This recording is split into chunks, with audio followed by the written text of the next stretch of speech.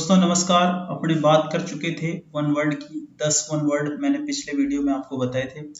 आज फिर हम 10 अन्य नए वन वर्ड्स की बात करने वाले हैं, जिसमें 11 नंबर पे है एन एक्शन और event that happen before another important one and forms an introduction to it। यानी कि कोई भी ऐसी घटना, कोई ऐसा कार्य जो किसी महत्वपूर्ण कार्य से पहले घटित होता है और उसका इंट्रोडक्शन यानी कि उसका परिचय बनता है, तो उसे क्या कहा जाता है। दोस्तों यहाँ पर इसका आंसर जो है, सही आंसर यहाँ पर इसका है प्रिल्यूड, यानी कि ऑप्शन नंबर 4। प्रिल्यूड जो होती है, जिसको हम हिंदी में क्या कहते हैं, जिसको हम हिंदी में कहते हैं प्रस्तावना।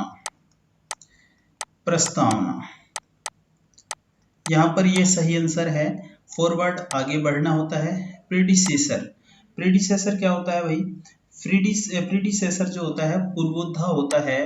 पूर्वोद्धा, पूर्वोद्धा का मतलब यानी कि पहले की पीढ़ी का, आपसे जो पहले की पीढ़ी के हैं वो आपके पूर्वोद्धा हैं। इसी तरह प्रीफिक्स जो होता है, एक सफिक्स भी होता है प्रीफिक्स।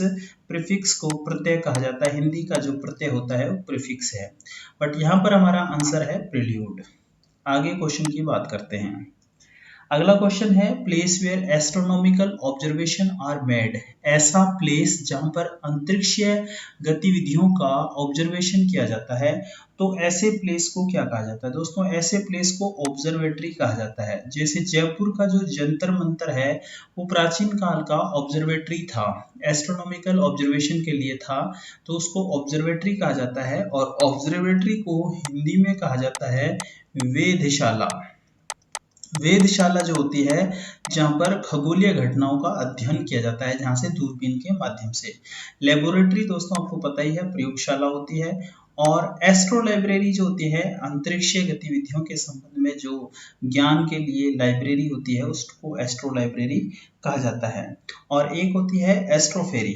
एस्ट्रोफेरी जो होती है इसका अर्थ होता है ज्योतिषी। Okay, next question. Next question है एन ऑथर्स हैंडरिटन और typed text submitted for publication. किसी भी लेखक का हैंडरिटन जो कार्य होता है या जो टाइप्ड टेक्स्ट होता है जो पब्लिकेशन के लिए दिया जाता है, पब्लिश करने के लिए, उसे क्या कहा जाता है? उसे हस्तलिपि या हस्तलिखित लेख कहा जाता है, जिसको मैनस्क्रिप्ट कहा जाता है। मैनस्क्रिप्ट जो है वही इसका सही आंसर है। पैम्पलेट क्या होते हैं? पैम्पलेट पर्चे होते हैं एक तरीके के, और ये जैसे कोचिंग संस्थान अपने पर्चे बंटवाते हैं, वैसे ही ये पैम्पलेट यानी कि पर्चे होते हैं। और एक होता है पेपिरस। पेपिरस ये तीसरा ऑप्शन जो है, पेपिरस का अर्थ क्या होता है? ये कागज का बनता है। और एक होती है रेप्लिका। रेप्लिका जिसको हम प्रतिकृति भी कहते हैं, या जिसको हम इंग्लिश में एक वर्ड बोलते हैं कॉपी यानी कि नकल, उसको रेप्लिका कहा जाता है। यहाँ पर हमारा सही आंसर है मैन्युस्क्रिप्ट। अगला क्वेश्चन देखिए। अगला क्वेश्चन है a position or office with no work but high salary. ऐसी कोई पोजीशन, ऐसा कोई पद जिस पर वर्क ना के बराबर होता है बट सैलरी बहुत ज्यादा होती है, जैसे कि राष्ट्रपति, माननीय राष्ट्रपति का जो पद है उसको हम कह सकते हैं। ऐसे पद के लिए हम इसे एक शब्द यूज करते हैं जिसे हम बोलते हैं सिनेकेयर। सिनेकेयर जो होता है यही सही आंसर है। टेनर जिसको टेनियर कहा जाता है, सही प्रोनाउंसिएशन होता है इसका टेनियर, जिसका अर्थ होता है दोस्तों अवधि।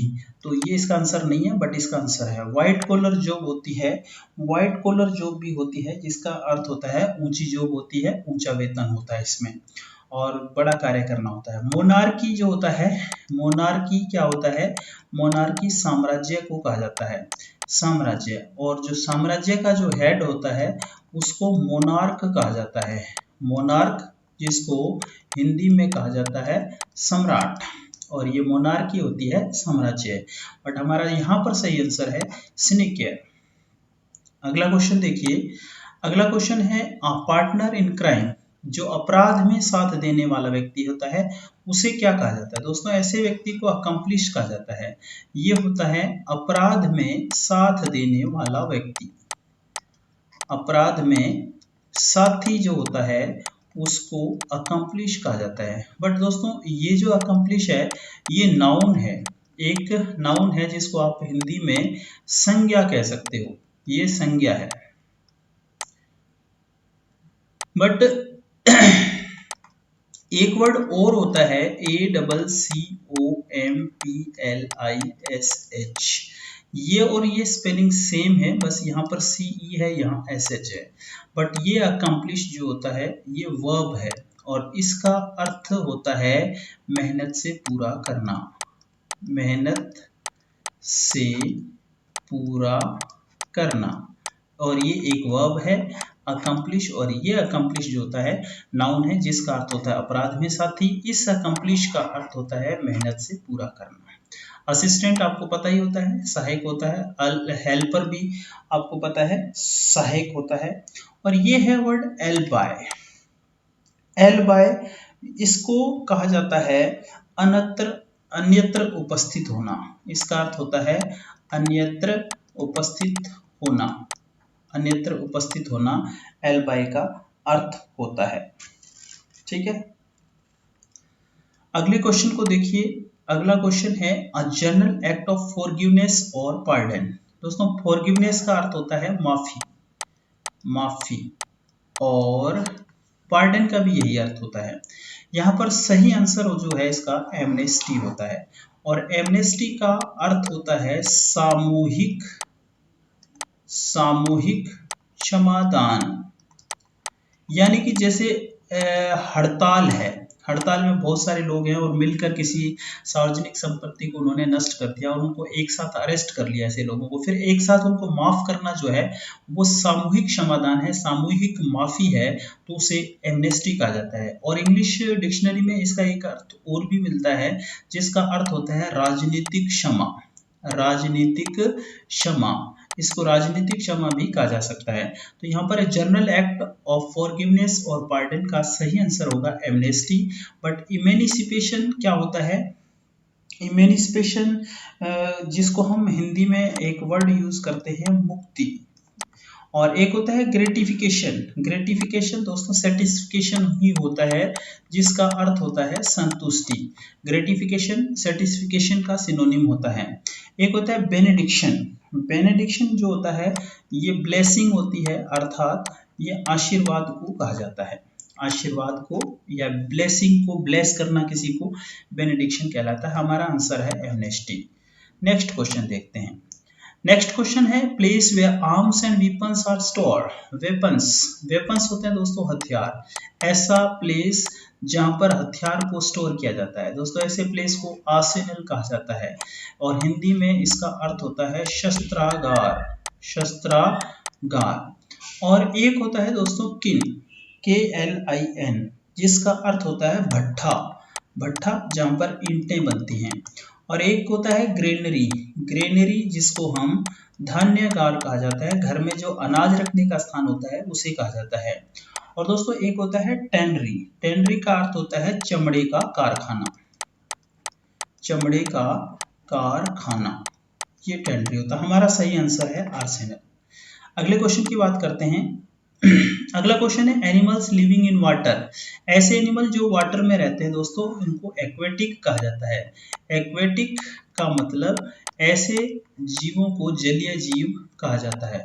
और दोस्तों ग्रिगेरियस किसको कहा जाता है? ग्रिगेरियस कहा जाता है जो पशु झुंड में रहते हैं, झुंड में रहने वाले जो पशु होते हैं उनको ग्रिगेरियस कहा जाता है। मेमल्स स्तनधारी होते हैं जो अपने बच्चों को दूध पिलाते हैं। और एक एम्फीबियन होते हैं, एम्फीबियन जो होते हैं दोस्तों ये उभयचर होते हैं, ये जमीन पर भी रहते हैं और पानी में भी रहते हैं। बट जो पानी में रहते हैं उनको एक्वेटिक कहा जाता है। आपने एक्वेरियम देखा होगा, शीशे का बना होता है कई घरों में जिसमें मछलियां होती हैं, उसी से बना है एक्वेटिक।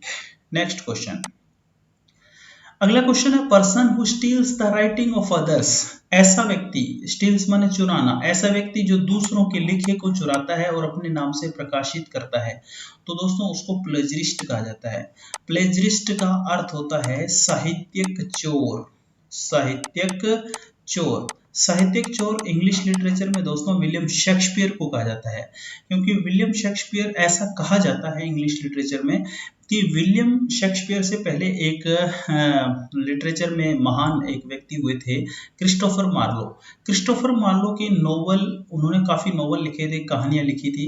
उन कहानियों को विलियम शेक्सपियर ने चुराया और उन कहानियों के सिर्फ कैरेक्टरों के नाम बदलकर, कैरेक्टर्स के नाम बदलकर उन्होंने अपने नाम से प्रकाशित किया था। इसलिए विलियम शेक्सपियर को इंग्लिश लिटरेचर में प्लेजरिस्ट कहा जाता है, साहित्यिक चोर कहा जाता है। और प्लेजरिस्ट का अर्थ यही होता है। और कोई भी ऐसा व्यक्ति जो दूसरों के लिखे को चुराता है उसको प्लेजरिस्ट कहा जाता है। एक प्लेजरिज्म भी कहा जाता है। प्लेजरिज्म क्या होता है दोस्तों, यहाँ पर हमारा आंसर तो उस पर्सन की बात हो रही है तो प्लेजरिस्ट है, लेकिन प्लेजरिज्म का अर्थ होता है साहित्यिक चोरी। साहित्यिक चोरी प्लेजरिज्म होती है, प्लेजरिज्म होती है। पॉपुलर आपको पता ही है, निपोटिज्म। निपोटिज्म होता है भाई भतीजावाद, भाई भतीजावाद, इसको नेपोटिज्म कहा जाता है। दोस्तों अगले क्वेश्चन की बात करते हैं।